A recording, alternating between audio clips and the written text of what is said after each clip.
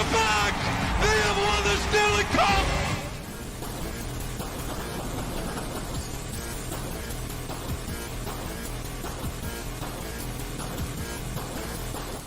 I think it's tough enough to win one. We've done two, so you might as well go for three, right?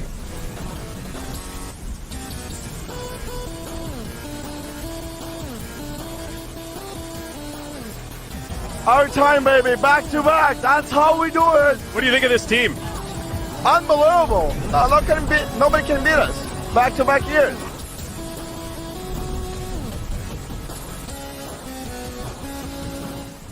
It's so much fun to be a part of.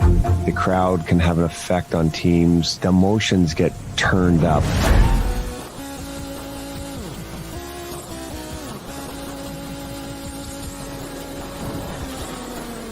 And then last year they gave Vezina to somebody else. Number one bullshit. Oh, number one bullshit.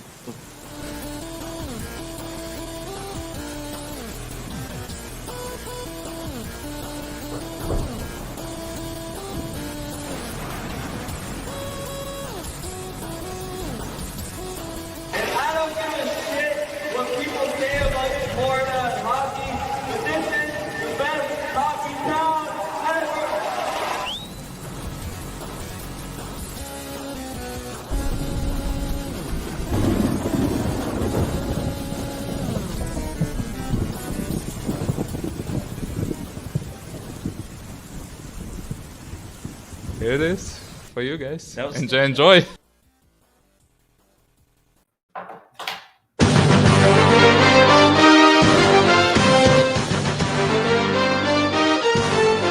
Welcome to the Thunder. That's so nice. Right. So smooth. Are back, baby. And hey, in case you didn't notice, Braden Points back too. The Lightning just won 5-4 in overtime. Andre Palat with a game winner. He's leading our team so far in game-winning goals somehow this season.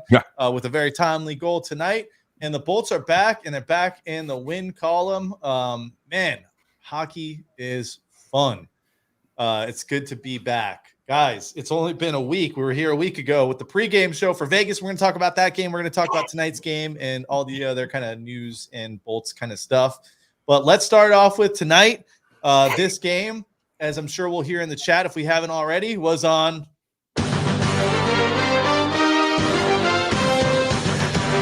everyone's favorite ESPN Plus. A fantastic broadcast, if you ask me, by the way. Fantastic. For anyone that didn't see it, we are going to break it down for you. And guess what? We've got a phone number as well. You guys can call in on your telephones. We'll flash the number up. We're moving on up. As the guys kind of break down their first thoughts on the game, I'll put the number down there. It's 813-666-7701. Stash, 5-4 overtime win. We're going to break it down, but first thoughts after the OT win.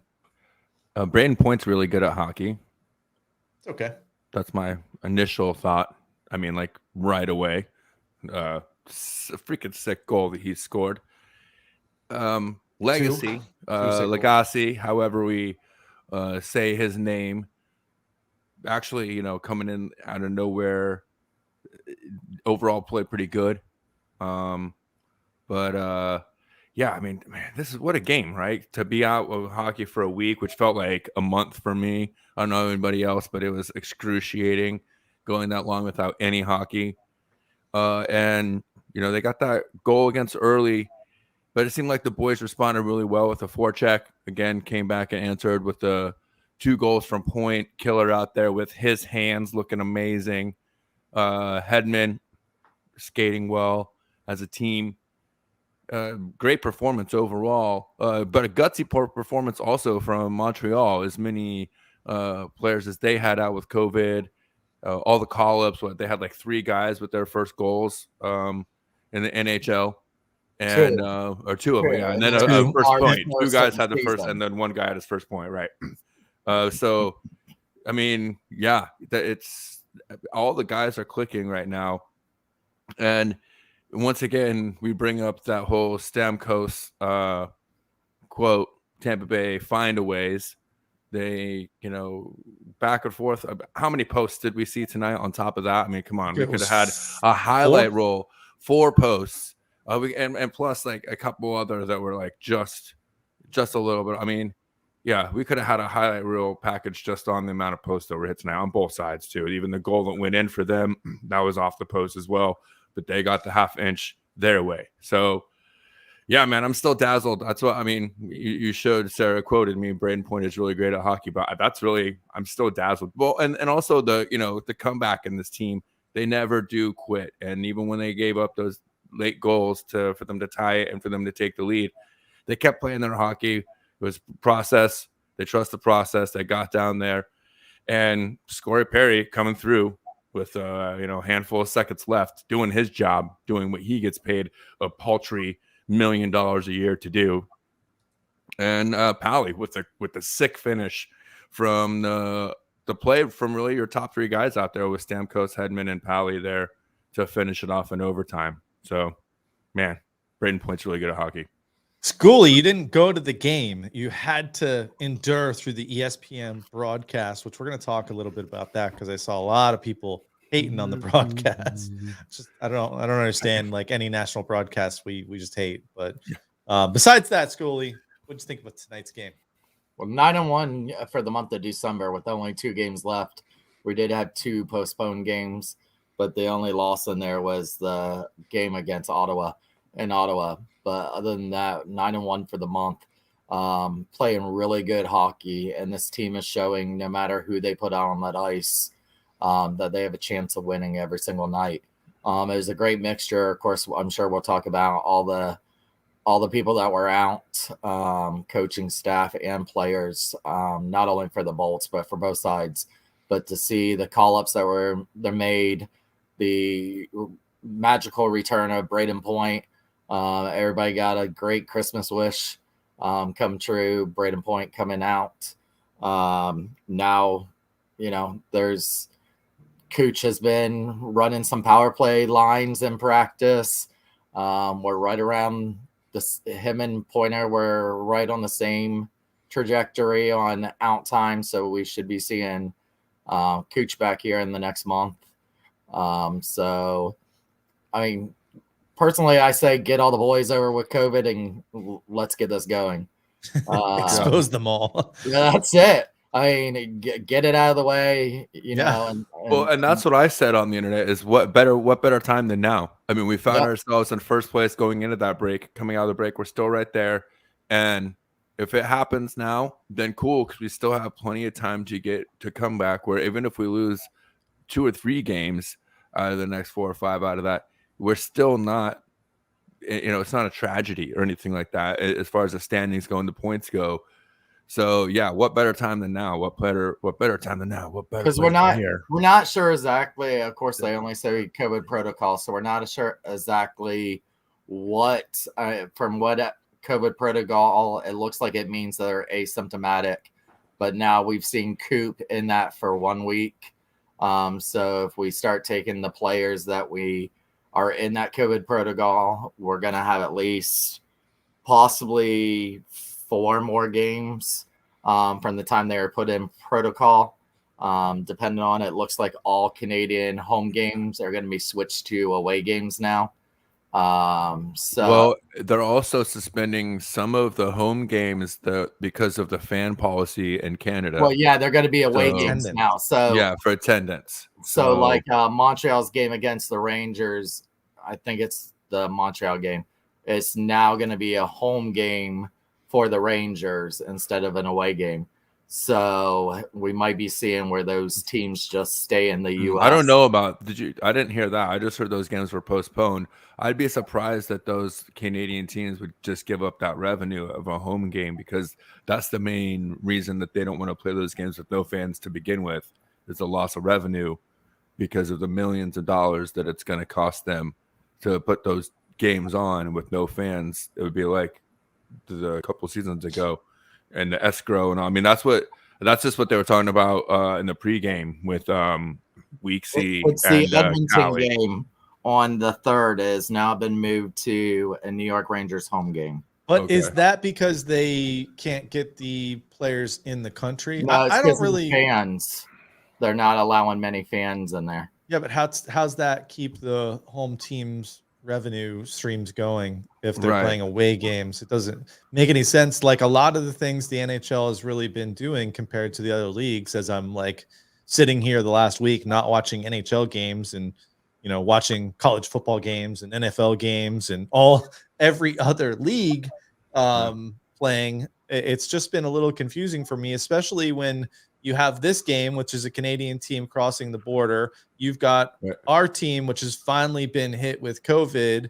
And we had a game canceled in Colorado 2 weeks ago where we didn't have anyone in COVID protocol, but they had a couple guys. So we end up still playing this game with, our top 2 goalies out and some of our players out. Coaching staff. It hasn't really, Cooper's still out. It hasn't really made much sense. They did say that the NHL and the NHLPA is going to meet together to talk about kind of lessening that quarantine time for the asymptomatic players, which seems to be the majority of them. And that's what they do in the NFL. Yeah, a big thing has to do with the CDC coming out and saying that quarantine time can be cut in half for asymptomatic people of the Omicron variant. So I think that that's going to have some effect on the sports world and how they deal with it. And obviously, the NHL and the NHLPA have sat down and brought back the taxi squads, and there's going to be modified rules on that, like they had last year. Yep. They're going to be able to have emergency call-ups that don't affect salary cap. So there's definitely, while there was no consistency, as Elizabeth was saying here in the chat. And how Shooter was also saying, I think that now with this break, that's why they took this break, so they can figure out how they're going to handle it and get some consistency now going forward. And I think having these taxi squads and emergency call-ups is a big deal, and then being able to just get the games done because they're still trying to get done 123 days left of the regular season. And they've got almost, 60 games, a little more now, postponed as of right now. So I think it's ever evolving. This isn't like last time. They're not going back to the bubble. That's not going to be an option this time. No, and they're definitely going to finish the season. And there was an interesting quote by Alex Killorn today, isn't he our player personnel for the MLL? Yes, he's They asked Alex Killorn and any concern on competitive balance with so many in protocol. He said it's difficult. You start getting deeper into the season and points are so important. Teams are going to be pretty fed up when they can't play with a lot of star players. Either something has to change or we're going to have to deal with it. Just know that the product is going to be inferior. Deal with it.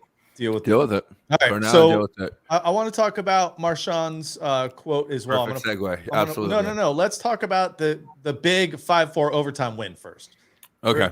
We're doing a post-game show here. If anyone doesn't notice, it's not the COVID hockey show, but I mean, that's kind of what's going on right now in hockey. It's important news. So if you can share this stream, give us a like. That helps us out. And hey, that phone number's there. If anyone wants to call in and give their take on the game, we're going to break it down right now. Braden Point back. The Bolts were 11-2-1 without Point, which is insane. I'm not going to go through everyone that was out, but I think the key guys for the Bolts were, Vasi, Elliott, and Sorelli were Sergachev. And Sergachev was out. So we had some key players out, but so did they. No Cooper behind the bench again. I thought the line rushes were pretty interesting. That Point killer Joseph line was on it. Stamkos, Palat, Radish kind of got stronger throughout the game, which was good to see. Yes. Game started with the Fortier, who had a horrible game, by the way. Bad name for Fortier. Yeah, as we go through the breakdown, we will see that.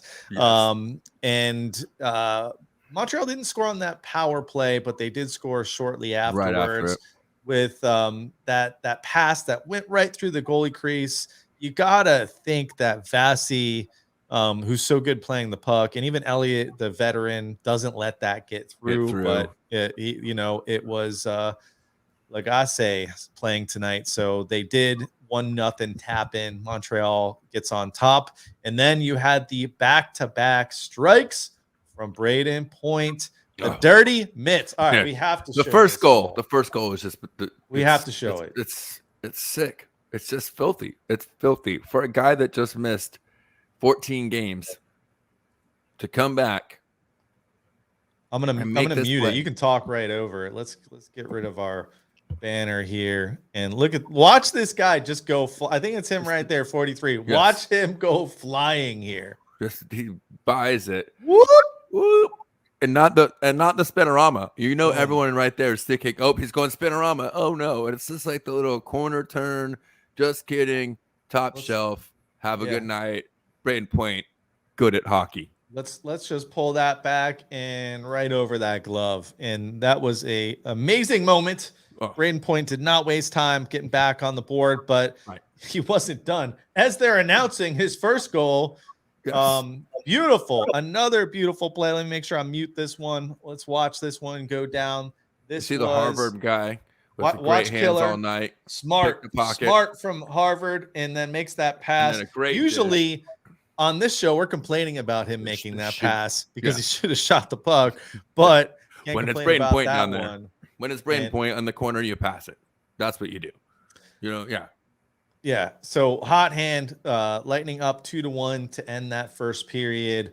Second period, I don't know if people were still tuning in for the ESPN Plus intermission here, the first intermission, but our guy Ryan Callahan had some great commentary and mentioned the Marchand quote, and we'll bring that up after the breakdown here. I'll pull up the whole quote. We definitely got to talk about that. He agreed with Marchand's statement and even admitted how hard that is for him to do based on their history. What are you talking about? What history? I don't know. There might have been a licking incident or two.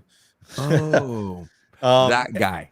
Anyway, Montreal comes back, ties it up 2-2. It was someone's first goal. I mean, it was everyone's first goal for Montreal, as you mentioned. Yeah. Then they scored another goal. Gallagher had put one in, but it was challenged. Which was stupid. I don't know. Yeah.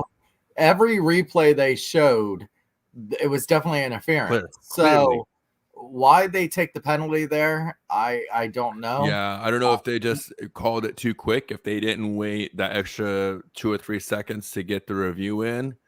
And the funny thing is we don't score in that power play, but we score 2 seconds after that power play ends. Yeah. So, it was definitely a momentum shift there for the Lightning just for that period of time. Yeah, and by the way, we've got the post out there on Twitter. If you follow us at We the Thunder Pod, you can partake in some of these polls that are out there. And one of them is about that rule. If you challenge a goal and you lose the challenge, like Montreal did tonight, you go shorthanded. You get a penalty for that. A delay of game. Yeah. Curious what people think about that for the most part. Not too many votes, but for the most part. Josh, what's your opinion? Yes or no? Yes. Yeah, I said yes also. It stops the stupid challenges. Yeah. It's the same thing on it's the same thing for challenging offsides as well. So if you challenge offsides or the goaltender interference and you're wrong, then you get a delayed game. And I think especially on the offsides, because I feel like a lot of teams were just spitting in the wind and taking a chance at calling offsides, and they were getting lucky by a fraction of an inch that like you had to go frame by frame by frame to see. And to me, I think that gets out of the spirit of the game. So if you know for a fact, then you can so that's where I stand on it. Because I think when this came out, they said that they felt a lot of teams were doing it just to give players some breathing time, right? And it slowed down the game, so that they wanted it to be less called. Now question 2. Let's see question 2 in your response, Dash. I put a couple out there while I was watching the game tonight because this kind of came up after those 2 Braden Point goals. The ESPN broadcast mentioned several times that he's on the verge of a hat trick. He's only had 1 hat trick, 2 or 3 years ago. And they mentioned it several times, and people were getting very upset in the Thunderbolts group on Facebook. And I know, Thomas, that's near and dear to your heart. Can you say hat trick during games? It looks like overwhelmingly we got no, up at over 70%. I'll tell you what, when we're at the beer league and somebody's got 2 goals, we're talking about the hat trick, and we're talking about getting them the hat trick. So Yeah. I don't think it's like, to me, it's not a no hitter in baseball. It's not a shutout for the goalie, but I don't know. I guess people got pretty superstitious about it. And evidently Matt disagrees. Matt thinks that it is the equivalent as saying perfect game or no hitter. Saying shutout and hat trick are always the 2 words that you do not say. Wow. So Scully is in the don't say it camp. Clearly Shooter and I are absolutely in the I don't give a crap if you say a hat trick, because I know the guys on the bench are saying it. Yeah, we talk about it on our bench. I'm assuming they do the same. And the guys in the studio said it. I mean, even Weeksy and Callie were saying it. So I mean, when the players are saying it, that's so did Espo and Michigan. Yeah, even on the radio broadcast. So, I don't think it's the same, Matt. I don't think it's the same as a perfect game or a no-hitter. So.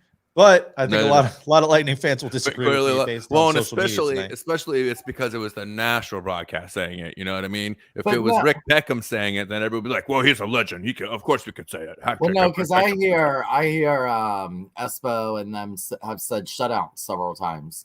Vasi doing the shutout. And now, are you kidding me? Do you guys think shutout is a word you don't say? What is going on?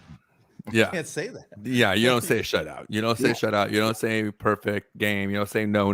Usually they don't. No the announcers don't even say that. Yeah, so, I don't know. Hat trick to me is different boat, but you can go vote. What was the game in the playoffs? Maybe it was 2 seasons ago when Doc was calling one of the games with Vasi, had the shutout, and he totally said it with just a few minutes left, and we all started losing our freaking minds. Yep. Yeah, they did say it. It was last season when he went on a streak of shutouts to close out the series. Year before last, Doc had retired last year. Yeah, so it was year before last. Yeah, it was Doc. No, Doc Beer. Yeah. So anyways, but anyways, one more. I agree. One more, by the way. We got to get this settled. Maroon's line, different line tonight. Belly was out with COVID protocol. School bus line, which was Maroon named the line that. Which, by the way, I'm a firm believer that you can't make your own nickname, I guess, even for lines.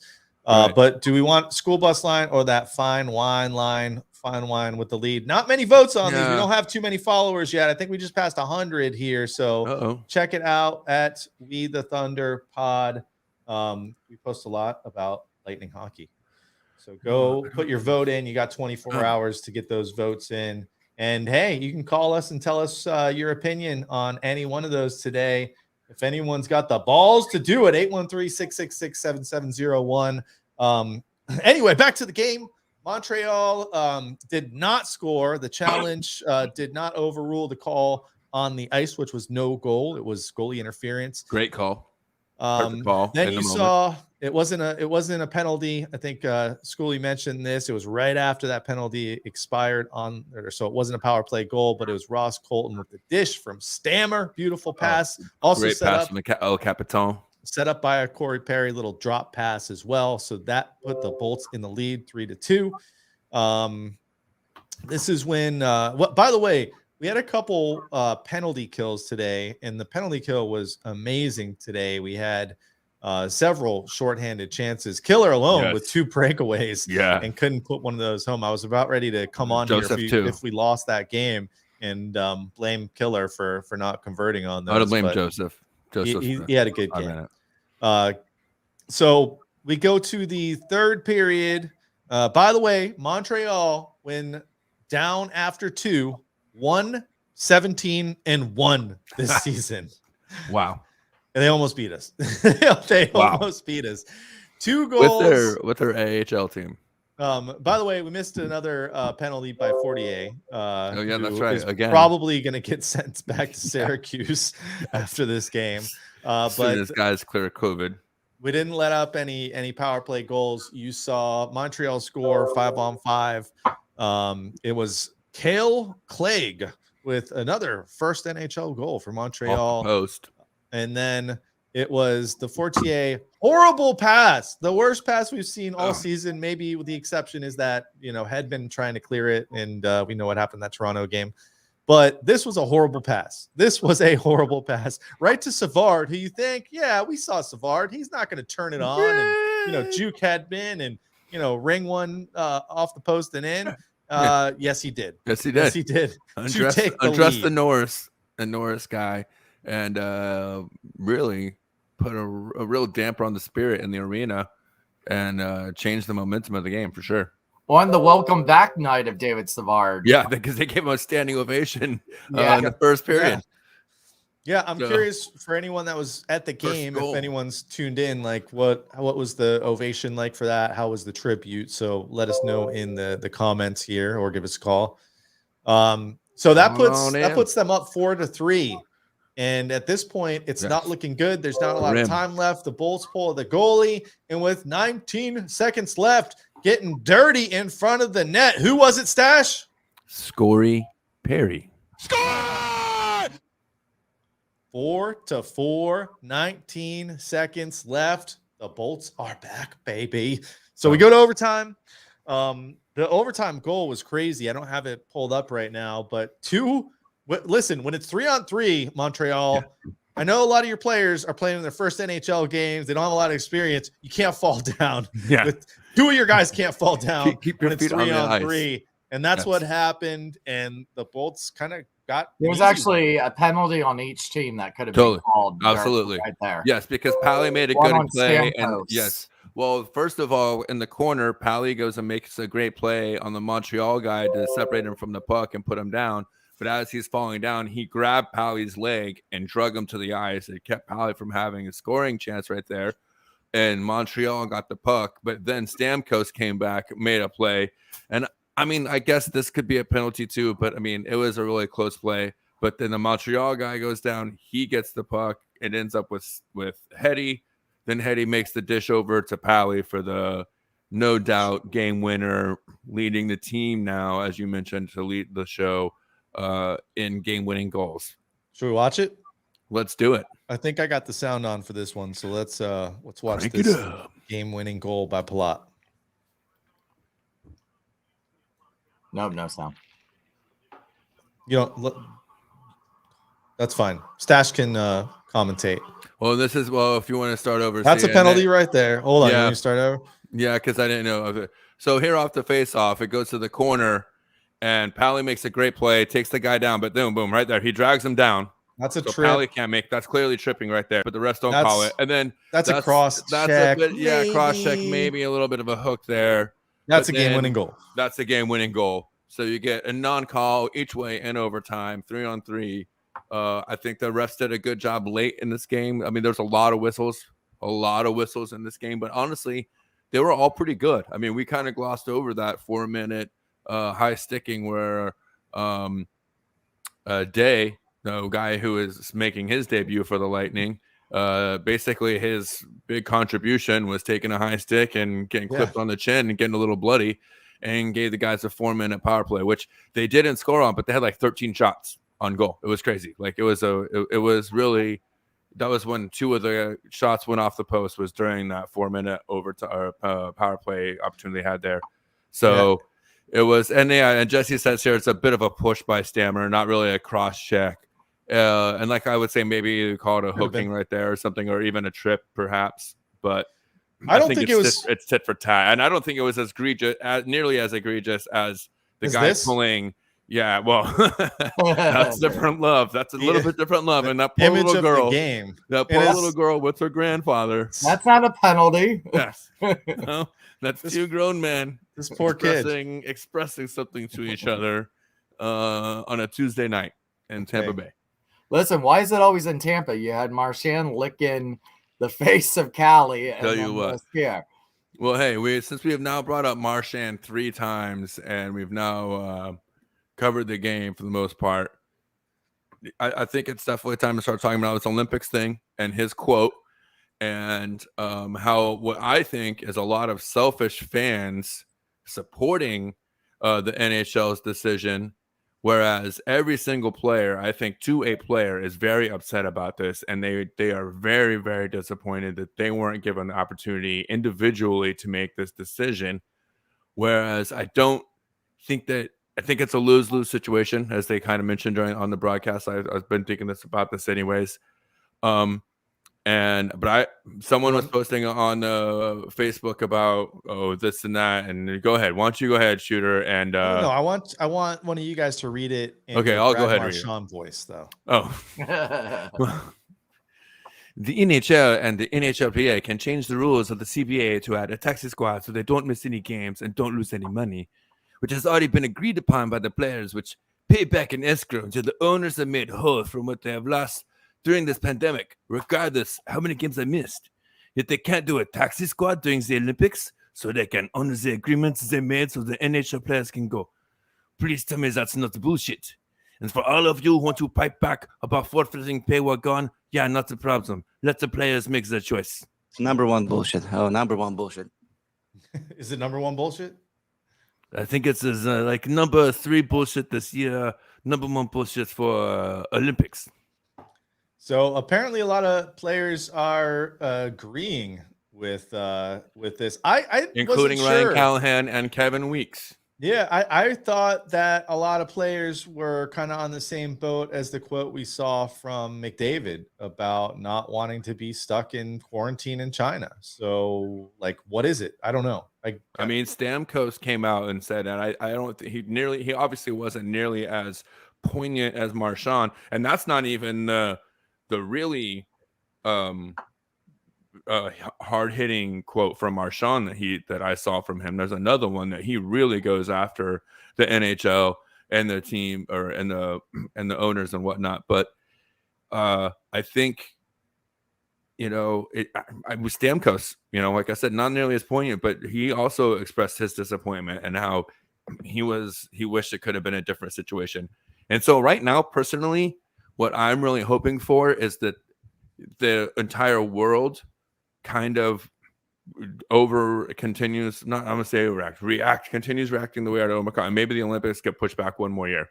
That's what I'm hoping for now. Now I'm hoping that overall they just decide it's now too much with global travel and everything else. Let's just give it one more year, and then maybe next year we can put them on and have a little bit better strategy.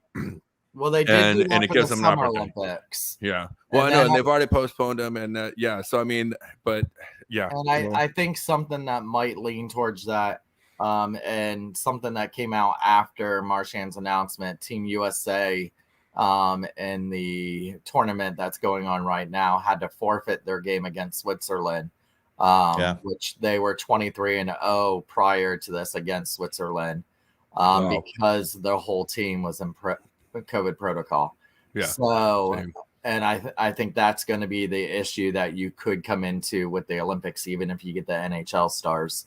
So something like this was breaking today, and unfolding with Team USA, that this could literally also happen in the Olympics. Yeah. And then they're also stuck there. So yeah, I'm with you. I think they should delay it a year, with whether you believe COVID, whether you don't believe COVID, whether you believe this Omicron or whatever, whatever it is highly contagious. Yes, you're not getting the same kind of effects that you did with the original, but let's just wait it out the year. Yeah. Maybe a year later, there's going to be something else, Zelda or some crap.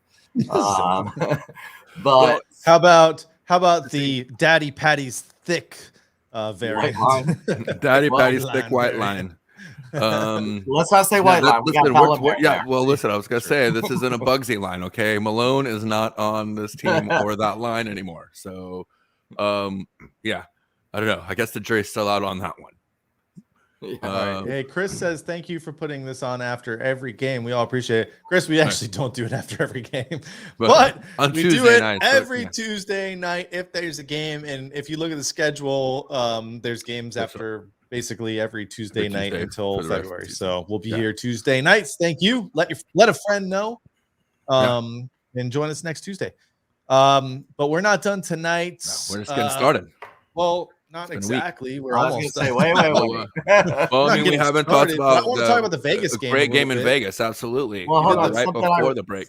Something ironic from tonight's game. Of course, it was the rematch of the Stanley Cup Finals, but two of the scorers, David Savard and Corey Perry, playing for opposite teams than they did 1 year ago, and making both huge goals. One to go ahead with Savard, and the other one to tie it to go into overtime. Yeah. So it was pretty fitting. It was pretty funny when looked like Perry and Paquette were gonna go for a minute there too. Yeah. I thought that was pretty funny as well. It's like, hey man, that's your old team, Perry. How are you gonna fight your old team? I was like, oh wait, you didn't really play with Paquette. Yeah. So that was kind of cool to see. But it was great having those two switch the teams and both play a factor in tonight's game. Yeah, it was like Savard's first goal this year too. Mm-hmm. Yeah, he didn't score a goal in the regular season for us at all. I think he had one in the playoffs though. Right? He did. He had like a big goal in the playoffs. All right, so Vegas game, we did the pregame show for the Vegas game. That was kind of interesting. It was fun. We're gonna do a couple more of those in January. And then we did kind of like a little streaming watch party. Yeah, we had Sarah join us. We had who else was there? Then Chris jumped in, which by the way, hopefully, I don't know if Chris is watching. Chris Worthen. Thoughts for him, man. He was in a car accident over the holiday break here. He sent me a picture of his car. It is fucked up. So feel better, Chris. I don't know if you're out there listening. He hasn't made fun of you yet, so I'm guessing he's not on. Kevin Callan was joined us as well. Yeah, Kevin Callan was there. So yeah, we kind of watched the game together. It was fun until Vegas went up 3-1. Yeah. It's funny. We're talking smack about Belly, and of course he puts up our first goal of the game. But then Vegas scored 3 straight. And by the way, no Cooper. This was our first game without Cooper. He got COVID protocol hours before the game. And then it was breaking on our show. Broke it. We broke the news again. That's right. Why you watch the show? Because we are breaking news.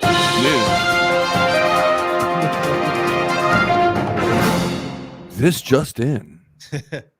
Cooper might be back on Thursday. No, but that game was awesome because we were like end of second periods approaching, and we're all like, getting tired. It's a late game. Yes. I'm about to say, fuck it. I'm going home. This is not looking good because the team didn't look good. The team didn't look good at all.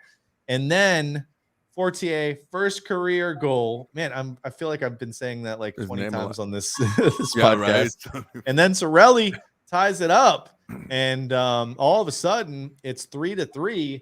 And then as we approach the third period, I tell our little watch party, I was like, guys, I don't want to spoil this, but I have my Steven Stamkos socks on. Every time I've been Amalie with my Steven Stamkos socks on, Steven Stamkos scores. Minutes later, Steven Stamkos power play goal to win that game 4-3. Another super exciting 1-goal game, which by the way, we have 4 wins in a row, all of them 1-goal wins. And then Stash saying, go live, let's start again. That's true. As soon as the game was over. At that point, I was ready to go again. No, that was an exciting game to wrap it up. And here we are a week later, and another exciting win for the Bolts. But yeah, any other thoughts on that Vegas game? I know they had some key players out, which helped them a little bit, but that was a pretty exciting game, and these guys again found a way to win. Yeah, I mean that's really the key storyline here over the last month, really December. School, you mentioned the record during the month of December, and that really goes hand in hand with what our captain, Mr. Tampa Bay himself, said. Tampa Bay find a ways. And that's what they do. They continue to show their championship pedigree and 1-goal games in the end. And this is exactly what Coop keeps talking about. I love how he has a new mantra every year. And sure, maybe he's said this in the past, but now he's really, really he's really harping on the Munching Points mantra, right? We're just munching points.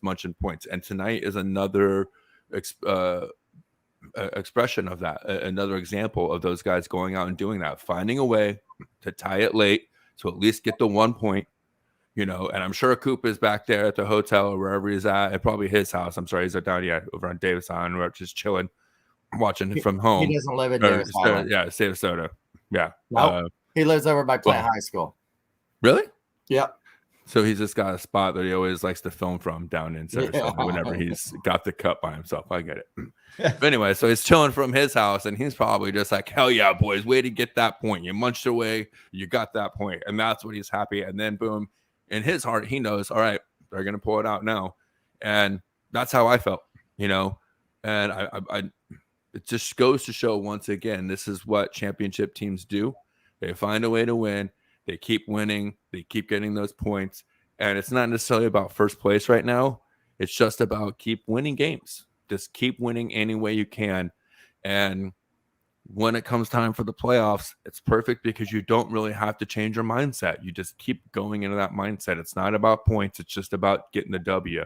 And it's cool because it's kind of like an oxy, like kind of a contradiction. Because you're just trying to munch points, but it's really you're just like one game at a time kind of mentality. So that's the key to this team right now and how they've kind of transitioned to go from the team that's like, okay, well, now we have to prove something 2 years ago because we got swept and we were the best in the league, to now, okay, well, it was the COVID Cup and maybe some people don't believe it, and we have the team, we can go back to back, we believe in ourselves.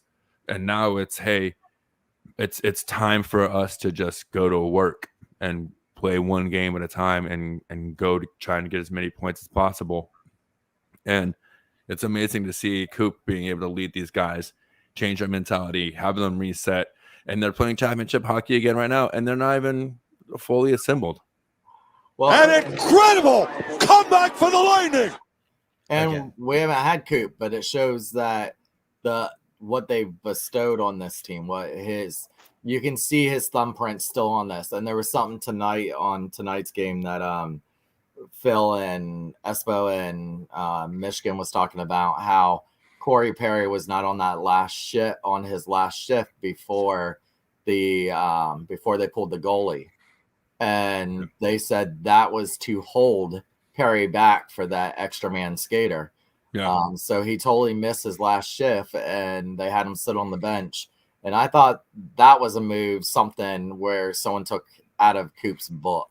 Yeah, To for hold sure. him there and save him for that 6 man once Legacy got off. And good job you for get the Legacy. offensive We didn't zone. talk too much about Legacy. This is only his 19th game in the pros. Yeah. And so he played one game last year. So in the pros, his big games were all for Vegas back 2 seasons ago. I think it was 2017, 2018, 16 games, 2018, 19, 1 game, in 2020, 2021 for Pittsburgh, 1 game. So he hasn't played a pro game in a year. Yeah.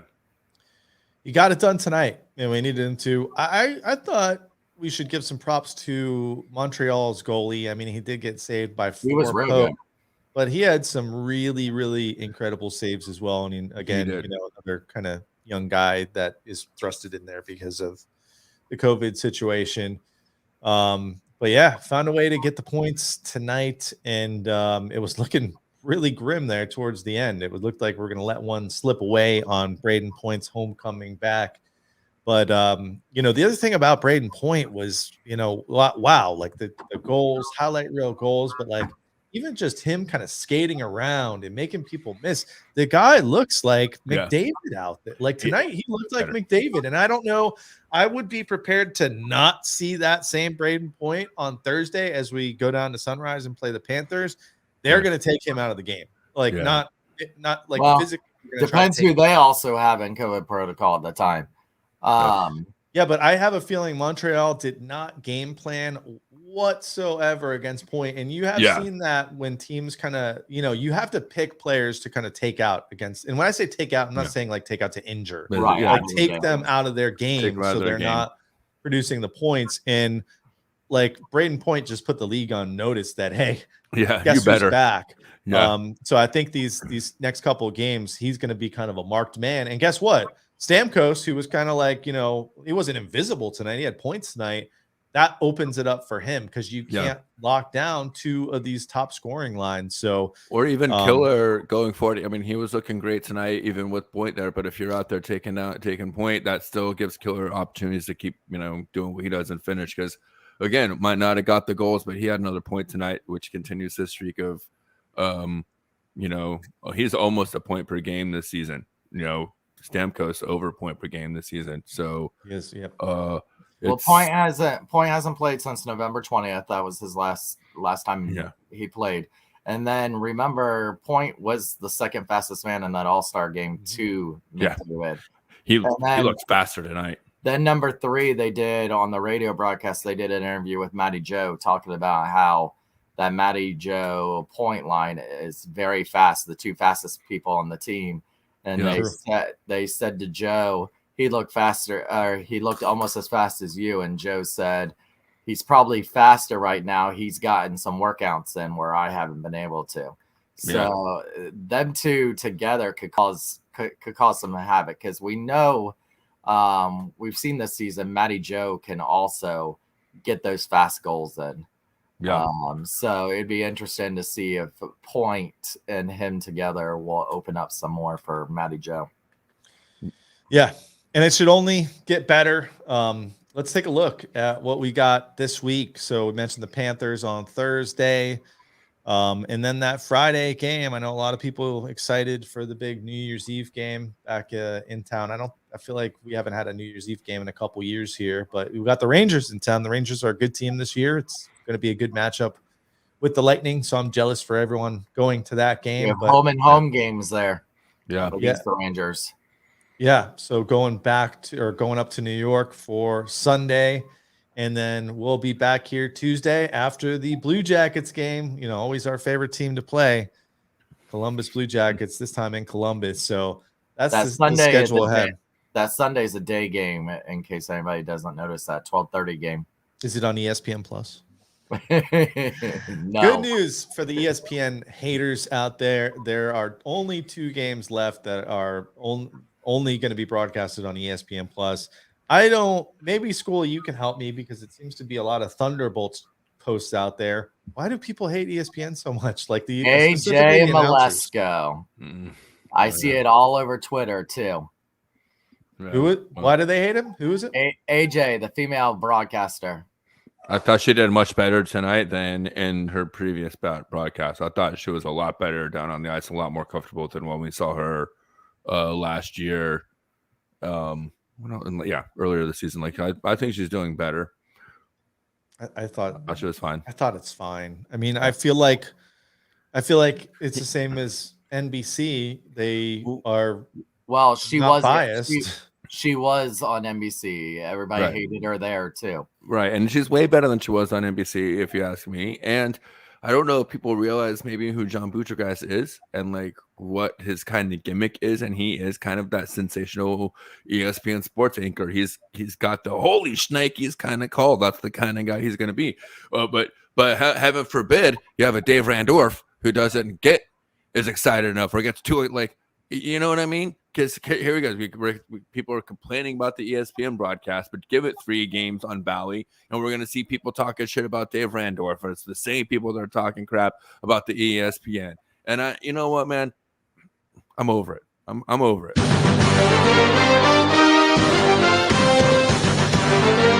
I like that song.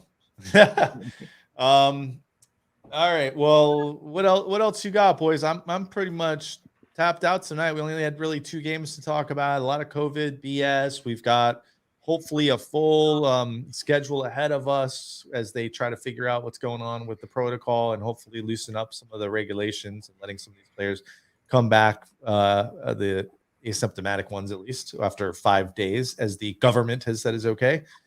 So I'm expecting to see an announcement on that this week. And hopefully some of our guys back. We need some of our goalies back for sure for this back-to-back Thursday and Friday. You mean all of them? We need all of our goalies back? Some of them, at least. We might see Hugo. We might see Hugo. Yeah. Yeah. That's the scary part is. But we are 1-0 since we re-signed Jason Garrison. That's true. And I'm glad you mentioned that.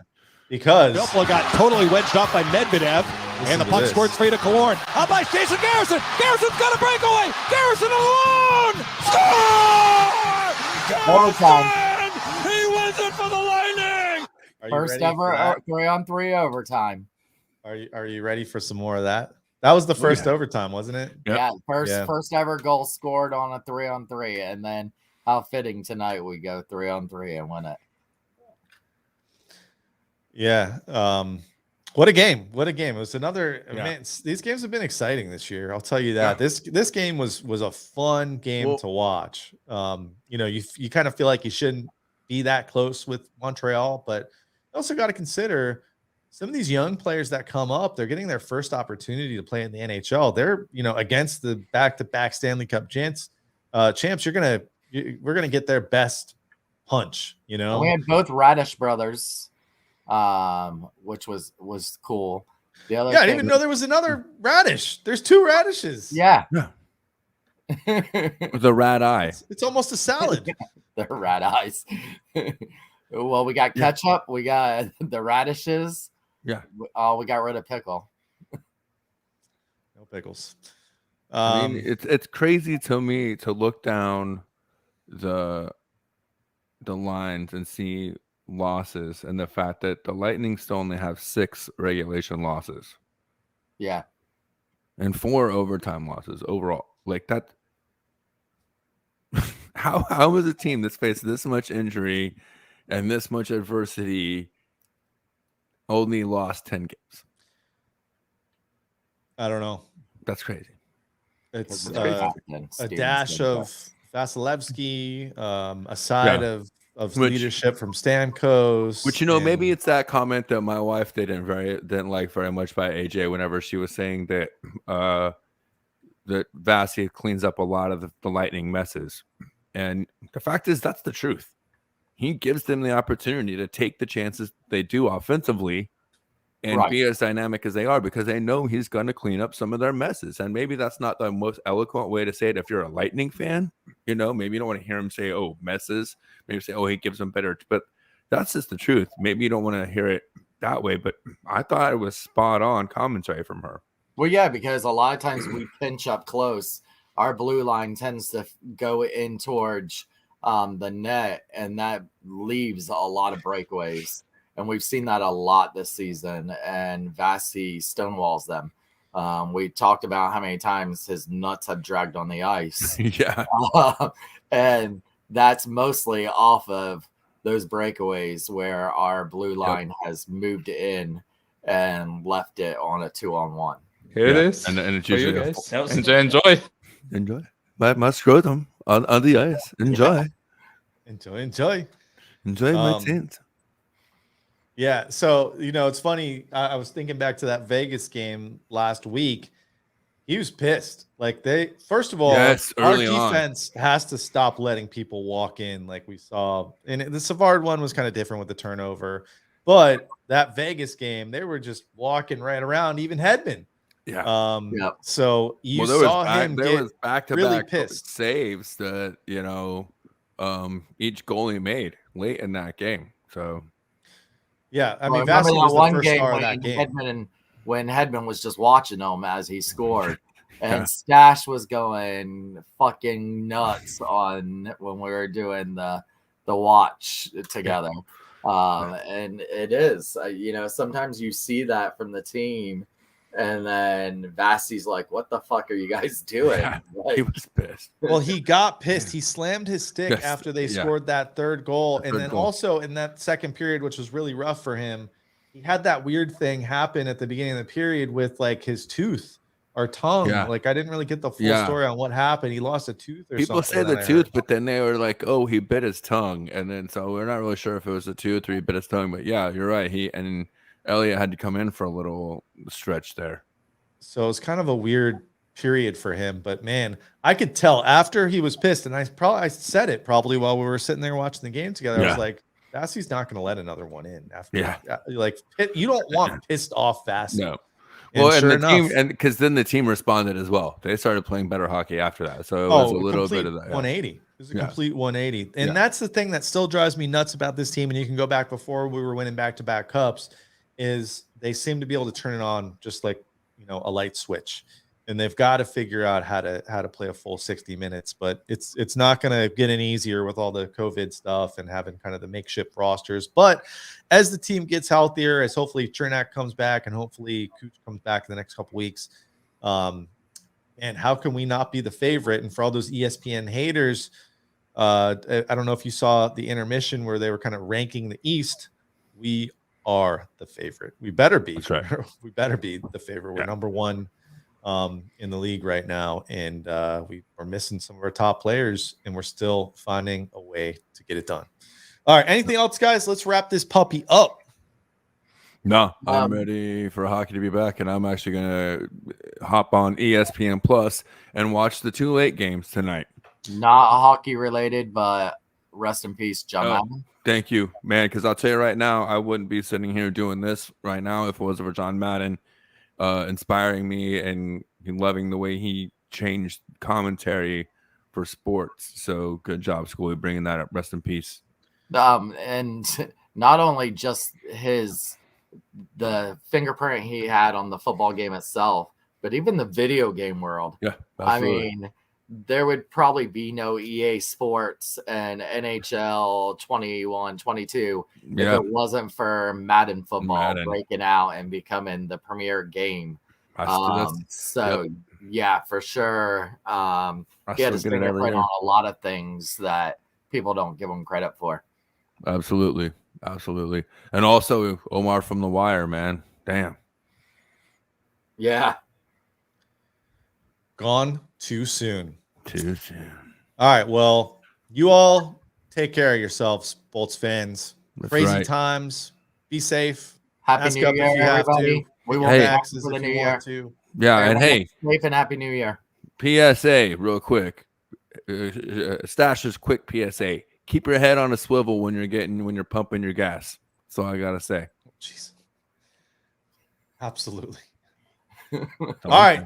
Next Tuesday, Columbus Blue Jackets. We will be live after the game. More fun, exciting news for us to come in the new year. So happy New Year to everyone. Enjoy that New York Rangers game. For everyone that's going, you can find Thomas Schooley in the stairwell giving interviews, probably during intermissions. The ice cream line. Interviews. In the stairwell. I didn't open up mine. Until then, no Christmas trees. It's Christmas. No. Christmas is over. Back to the Reese's Cup. The Valentine ones are getting ready to come out. Heart cakes. All right. That's it for tonight. This has been We the Thunder. Don't forget to be the Thunder. That's it?